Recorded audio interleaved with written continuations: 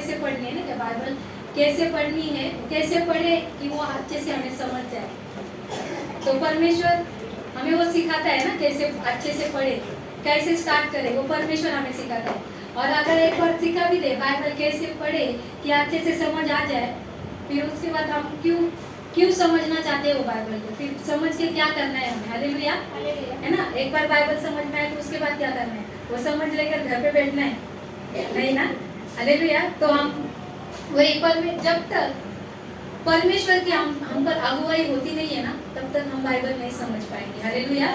अगर हमने सच्चे दिल से परमेश्वर को ग्रहण किया, उस पर विश्वास रखते हैं, तो हमें परमेश्वर अगुवाई करता है ना। जब तक उसकी अगुवाई हम पर होती नहीं है ना, तब तक हम बाइबल कितना भी पढ़ो, बहुत सारे लोग पढ़ते हैं, ऐसा नहीं हमारे चर्च में या बाहर के चर्च में जो विश्वासी नहीं है वो भी लोग बाइबल पढ़ते हैं। जैसे वो गीता पढ़ते हैं, कुरान पढ़ते हैं, वो जैसे हम लोग पेपर पढ़ते हैं ना, न्यूज़ पेपर, वैसे भी बाइबल पढ़ी जाती है। लेकिन वो पढ़ते जाएंगे, हम 10 साल भी पढ़ेंगे ना, तो भी कुछ समझ में नहीं आएगा हमें। हालेलुया। क्योंकि उन पर परमेश्वर की अगुवाई नहीं है। हालेलुया। तो जब तक परमेश्वर हमें चुनता नहीं है, तब तक हम वो बाइबल जो भी वचन पढ़े वो समझ में नहीं आएगा।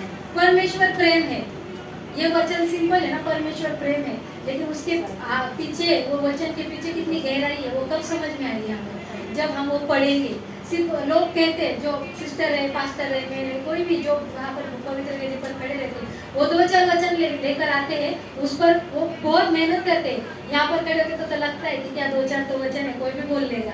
लेकिन जब यहाँ आते ना, बोलता ना मराठीमध्ये, तो जेव्हा वळते ना तेव्हा कळतं की खरंच किती मेहनत करतात। हालेलुया।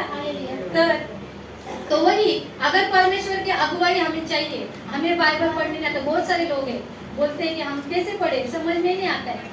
जहाँ से समझो हम जहाँ से मैंने स्टार्ट किया था, मैंने जूना करार में गई नहीं, क्योंकि वो फिर ऐसे ऊपर से चला जाता है।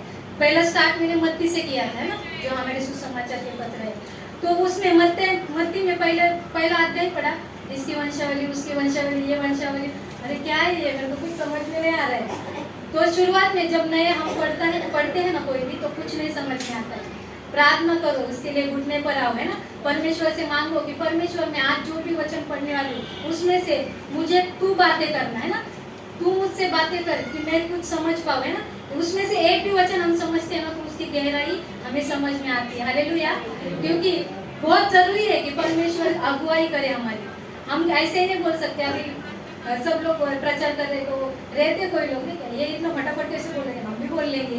जैसे नहीं क्या, नीति वचन में 3 का पाठ में अपनी बुद्धि का सहारा न लेना। लेकिन तो अपने चर्च में नहीं, लेकिन बहुत सारे चर्चों में है कि अपनी बुद्धि का सहारा लेते, क्या ये कर लेते, इससे ज्यादा मैं अच्छा कर लूंगा। हालेलुया। तो वो क्या करते, परमेश्वर को लेकर नहीं आते, है ना। मेरी बुद्धि से, मेरी ताकत से, मैं कितना पढ़ी लिखी हूँ, उस हिसाब से मैं वचन बांटूंगी। हालेलुया। तो वो खुद के बुद्धि से चालू करते थे वचन तैयार करना। लेकिन जब वो वहाँ पर आते हैं ना, तो परमेश्वर की अगुवाई ही नहीं रहती, तो वचन कैसे कार्य करेगा। हालेलुया। तो भले दुनिया को दिख रहा है कि बहुत अच्छे से बात कर रही है, बड़बड़ कर रही है ना, अच्छे से वचन दे रही है, उसके रेफरेंस भी दे रही है, लेकिन वो क्या किया उसने, जैसे हम स्कूल में पढ़ाई करते हैं वैसे रेफरेंस दे रहे हो। हालेलुया। जैसे स्कूल के बच्चे पढ़ाई करते हैं, वो अच्छे पढ़ाई करेंगे तो अच्छे मार्क्स लाते हैं ना, वैसे जब टीचर ने अच्छा सिखाया रहेगा तो बच्चे अच्छे पढ़ेंगे, है कि नहीं। तो हमारा टीचर वो यीशु मसीह। हालेलुया।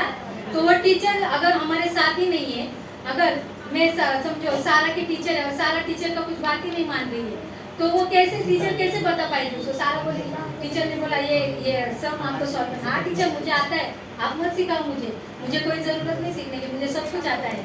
तो टीचर उसको उसकी हालत पे छोड़ देगी। हालेलुया। वैसे ही अगर मैं कहूंगी, मैं बोलूंगी परमेश्वर मुझे थोड़ा बहुत मुझे आता है, अभी मेरे को सब वचन पढ़ना आता है, मुझे समझ में भी आता है,